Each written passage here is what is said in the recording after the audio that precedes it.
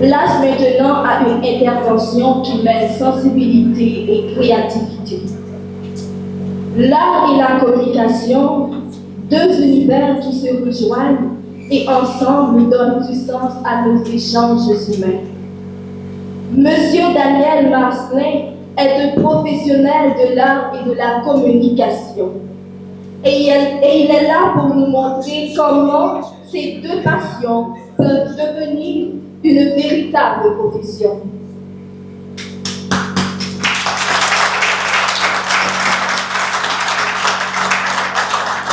Monsieur Marcelin, la parole est à vous. Et bien, monsieur Marcelin, alors avant de passer la parole à Daniel, nous avons dit Daniel, nous avons dit mais vous êtes ça, nous dit Daniel. Alors avant de nous passer la parole à Daniel, Madame Janine va être disponible pour vous rencontrer directement à le bureau de rencontre, donc ça a été fait hier. Donc il suffit de donner votre nom directement à l'un des membres de l'équipe et puis un par un, donc vous allez pouvoir rencontrer Madame Janine Jean-Baptiste. Maintenant, même mon noté que se rencontrer à Lila, moi passer le micro. Merci Monseigneur, bonjour. Plaisir de vous rencontrer. Alors, il faut parler de deux métiers galvaudés en art. Parler de théâtre, de qui au nom de quoi, on ne sait pas. N'est-ce pas?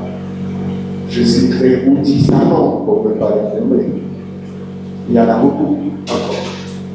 Voilà un peu la présentation que je pouvais faire, en bref, de ce que c'est que ces deux métiers qui ne nourrissent pas l'homme, mais qui donnent certains débouchés ou des possibilités de.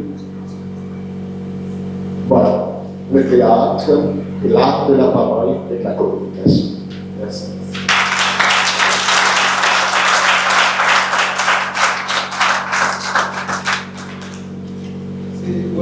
C'est bravo, chef ça, nous, Daniel.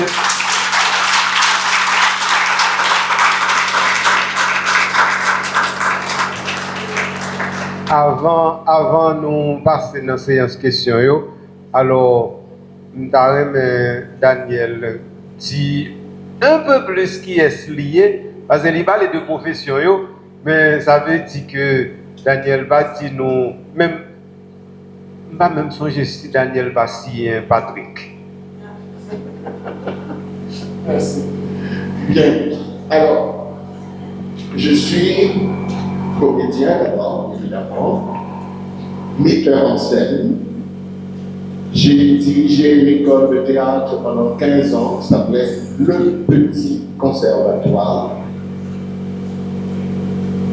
Malheureusement, à cause de mes déplacements, soit en Europe, en Afrique et tout cela, j'ai dû fermer l'école pour pouvoir aller dans d'autres endroits et puis semer la parole, comme fait le Seigneur, une parole qui est beaucoup plus abordable. Voilà, et de là en même temps, je suis passé aussi au CFPJ, Centre de formation professionnelle journalistique. Ensuite, j'ai étudié donc la communication à l'USBL, l'Université libre de Bruxelles, à l'ULB, plus exactement.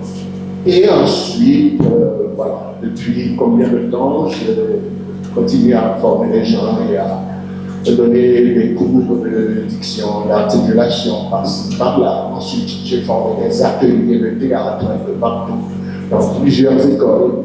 Et ensuite, voilà, je suis journaliste.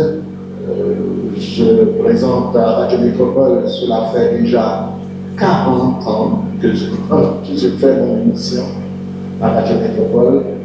Il y a eu donc des feuilletons radiophoniques qui ont eu leur succès. J'ai été aussi dans ces feuilletons qu'on appelait Oh et les voilà. J'ai été Patrick Mérien, j'ai été Jacob Lefebvre, j'ai été Béni Soit, enfin, plein. Sauf que dans le des jours, il suffisait aussi de modifier sa voix pour ne pas donner les mêmes intentions. Parce que je gardais cette voix-là pour la voix de Patrick Périen. Je gardais aussi cette voix-là pour la voix de Maître.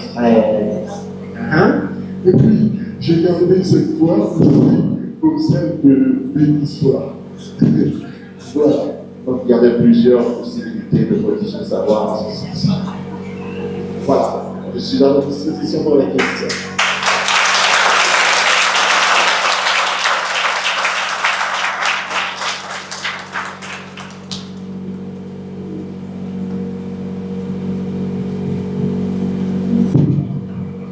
Bonjour, monsieur l'enseignant. Bonjour.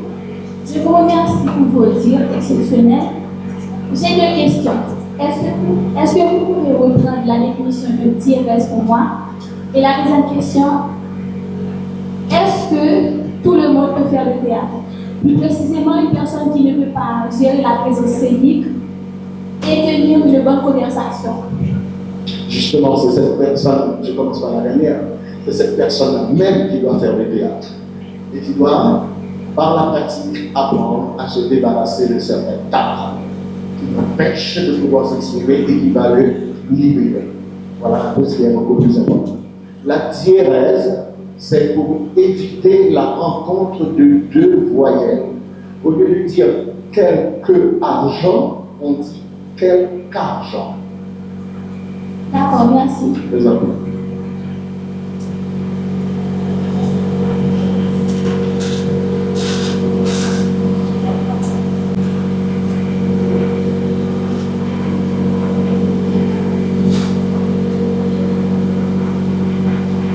Puis je pourrais donc ajouter pour vous qu'il n'y a pas que cette forme de liaison que diérèse et synérèse aussi. Il y a la géminée aussi, n'est-ce pas? C'est la rencontre de deux consonnes. Le géminé, c'est une rencontre de deux consonnes.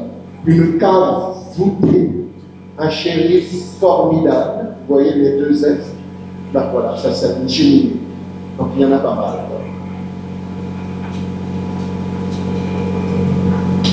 Oui. Bonjour monsieur et Bonjour. merci pour votre présentation très enrichissante. Ma question c'est quel conseil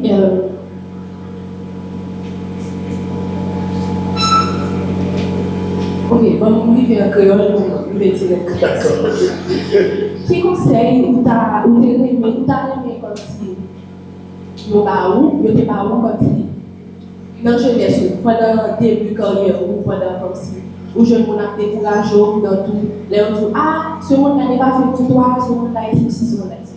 Donc là, je connais des conseils, nous t'as montré ou à ce moment-là. Ok, moi j'ai eu les conseils de mes parents qui m'ont encouragé à faire du théâtre. Mon père était un cordonnier, ma mère une couturière. Vous connaissez la cantine qui existait à l'époque. Papa c'est cordonnier, maman c'est couturière, c'est chiré, la dame l'autre. Moi c'est chiré pour l'air. Donc, quand j'ai commencé à faire du théâtre, mon père aimait ça, il est de Jérémy, donc la cité des poètes, il adore, il me dit très bien, bravo. Ma mère n'avait pas d'option, bon, il me dit, c'est toi qui sais. Et voilà, je me suis laissé aller, j'ai plongé, je l'ai fait.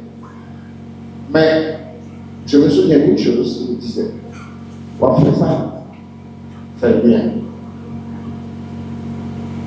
Ça, c'est la chose la plus importante. On va faire ça, fais bien.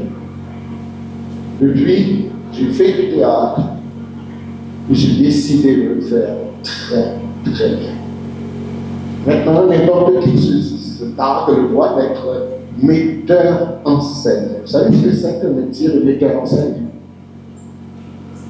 Le metteur en scène, il lit la pièce de théâtre que vous allez monter. Il fait une première lecture pour pouvoir comprendre cette pièce. Il fait une deuxième lecture pour pouvoir analyser ce texte et comprendre les rapports qui existent entre les personnages. Il fait une troisième lecture comme s'il voulait réinventer la pièce. Vous voyez ce que je veux dire? À partir de ce moment, il va définir par quoi il va passer pour pouvoir présenter cette pièce-là. J'ai fait une adaptation des gouverneurs de la Rosée. Il y en a eu pas mal d'adaptations des gouverneurs de la Rosée où les gens se contentaient de prendre les paroles de Mac-Noël ou d'Anaïs ou de Délira ou de... Moi, je me suis pas contenté comme ça. D'ailleurs, j'ai commencé ma pièce à la fin. C'est-à-dire, Manuel est déjà mort. Et on entend le rara qui sort des morts et qui descend avec l'eau. Et le bruit de l'eau se confond avec le bruit d'un camion. Et c'est le camion qui ramène Manuel à son tour. Vous voyez qu'il y a toute une transition et tout cela qui arrive à le faire. Et ensuite,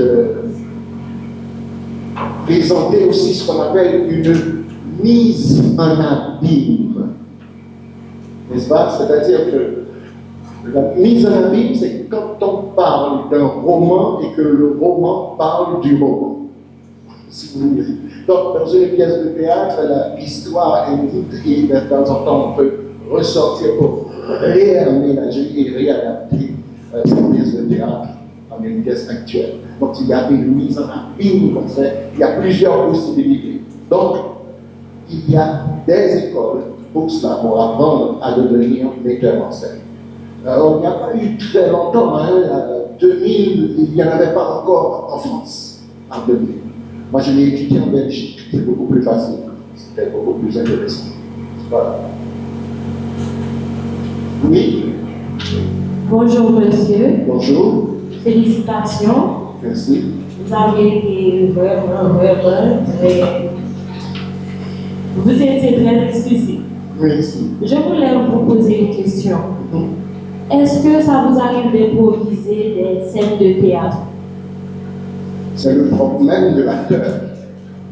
C'est-à-dire que depuis l'école, on vous apprend à improviser. Donc, j'ai participé à des jeux d'improvisation. Je n'ai pu gagner le trophée qu'on avait présenté. C'était sur au pays d'Alexandrin. Voilà, c'était vraiment très intéressant. Il fallait absolument arriver à improviser en alexandrin. C'est cela aussi. Ça fait très longtemps. Voilà. L'improvisation, c'est l'essence même du théâtre. Voilà. C'est bon? Dieu vous en prie.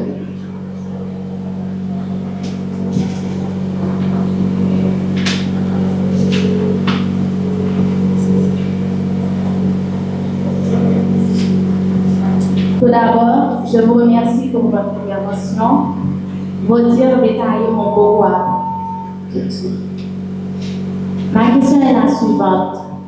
Quels conseils pouvez-vous nous accorder pour apprendre à gérer le stress du public et notre articulation? Très bien. Il y a au théâtre ce qu'on appelle le trac. Il y a 3 formes de trac. Il y a le trac avant, il y a le trac pendant, et il y a le trac après. Le trac avant, c'est normal, c'est un souci que vous avez d'apparaître sur la scène en vous posant la question, est-ce que je vais donner ce que je dois? C'est normal qu'on doit se poser ces questions. Un petit peu d'adrénaline qui monte, on transpire, on a envie d'aller faire pipi avant. Jusqu'à présent, ça m'arrive aussi avant d'entrer en scène. Jusqu'à présent, mais on gère au fur et à mesure, par la respiration, par tout cela. Mais le trac pendant, c'est le trac de l'amateurisme. C'est-à-dire que vous devriez avoir un verre sur la table, vous avez oublié de mettre le verre sur la table. Donc, du coup, vous paniquez. Qu'est-ce que je vais faire? Il n'y a pas de... Voilà.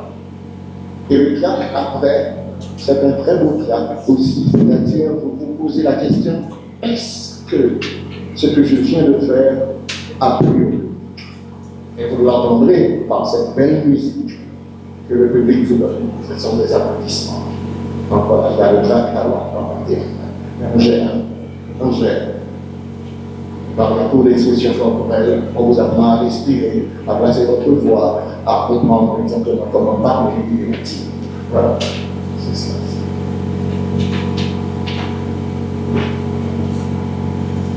Bonjour monsieur. Bonjour. Moi, je suis aujourd'hui. Et maintenant, dans le micro, je dois vous dire que j'ai vécu la construction. Moi, je n'ai pas l'habitude de prendre, on va dire, j'ai pas l'habitude de prendre la parole dans un milieu public, voyez-vous. Donc, je vais essayer de faire pour mieux. C'est déjà un très bon début. Ah, en ce moment, je tremble. Je comprends. J'ai une question personnelle pour vous et aussi j'ai une demande de la part de ma classe. Et donc, la question que je vous pose en toi, est-ce que en ce moment, est-ce que vous ne portez pas un masque? Parce qu'en vous voyant ici, on dirait que vous êtes en train de jouer une scène. Parce que, quand tout à l'heure, on vous a appris, on dirait que, en vous regardant, vous avez une seconde de bonheur, mais ensuite vous êtes redevenu sérieux. Voyez-vous, je ressens que c'est un peu un fake. C'est comme si vous n'êtes pas vous-même. Et je me dis aussi, est-ce que vous ne perdez pas vos personnages, par exemple avec une personne, par exemple, vous avez ça, et par exemple, là vous êtes sérieux, voyez-vous, donc vous êtes, on va dire, vous êtes là pour nous donner des instructions, des idées, des conseils, mais est-ce que, par exemple, en vous levant ce matin, vous n'allez pas dire que bon, pour l'autre on l'autre type de personnage, on l'autre masque comme si vous avez une ça à l'aise, on parle comme ça. Là, quand je vous regarde, je me dis comment vous faites pour garder votre sérieux, parce qu'en vérité, faire un sérieux, vous faites un peu peur, parce que parce qu'à la fois, vous pouvez aussi, on va dire, des personnes qui n'ont pas vraiment la capacité de s'exprimer en public, comme vous avez par exemple des personnes, ce qualifiant de journalistes qui n'ont même pas vraiment une étude complète, une formation, voyez-vous. Donc, je me dis que vous êtes un peu sévère, mais à la fin, je me dis que vous êtes gentil. Ah bon, oui, donc je me perds un peu, voyez-vous.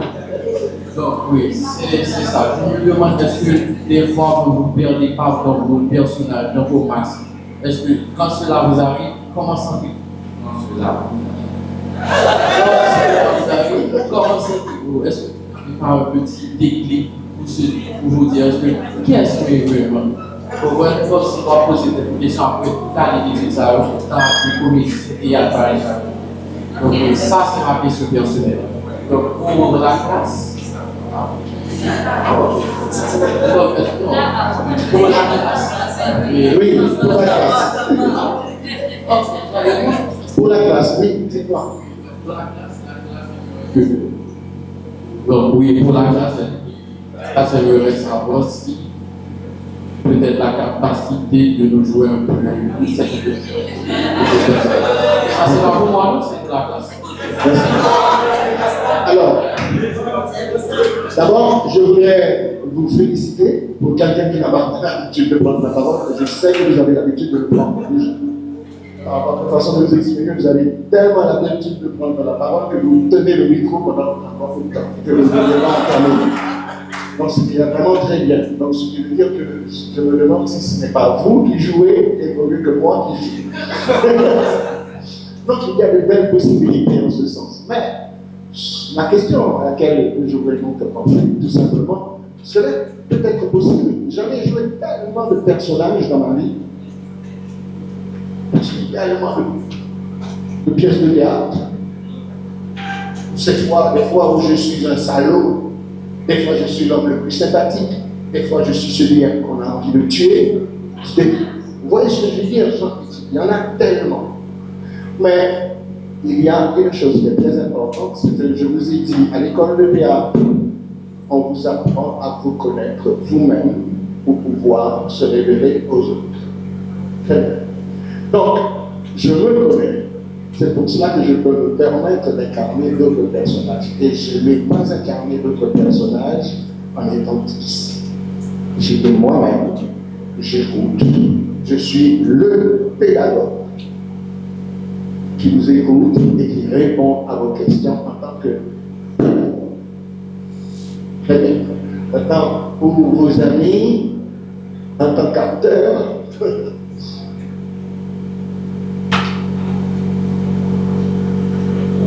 je viens de loin et de très loin. J'ai rendez-vous avec la rose, mais il est encore temps. Le temps se brouille à peine, je vous dirai donc l'essentiel. J'ai bien des choses à raconter, mais le poids du silence me refoule les mots dans la gorge. Je me débat dans la moitié des corps, la toute fin de nuit, et je me réveille. Et je me suis dit,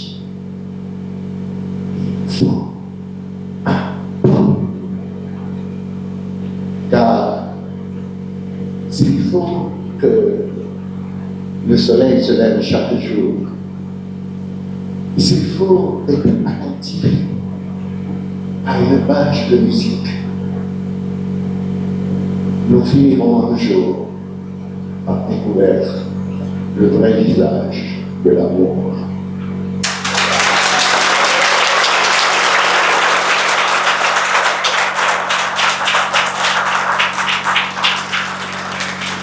C'est un poète de l'auteur haïtien qui s'appelle Anthony Phelps.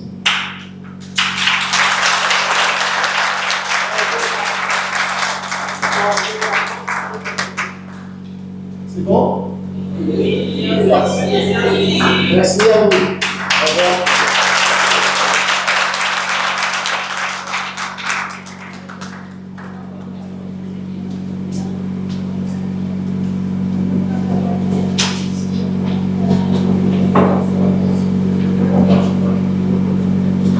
Bon voilà, s'il y en a qui ont un petit quelque chose de gêne, qui ne peuvent pas se parler, tout cela, mais si vous voulez m'appeler, voilà, mon numéro c'est 37 27 09 98.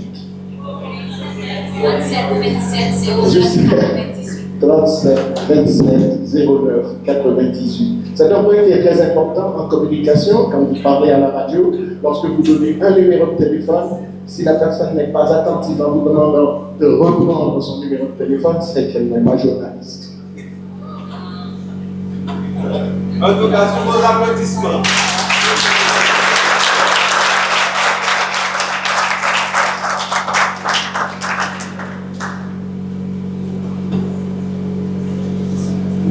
Au nom des organisateurs et de l'ensemble des participants, nous remercions chaleureusement M. Marcelin pour cette intervention aussi lumineuse que créative. Vous nous avez montré que l'art et la communication ensemble peuvent véritablement changer le monde.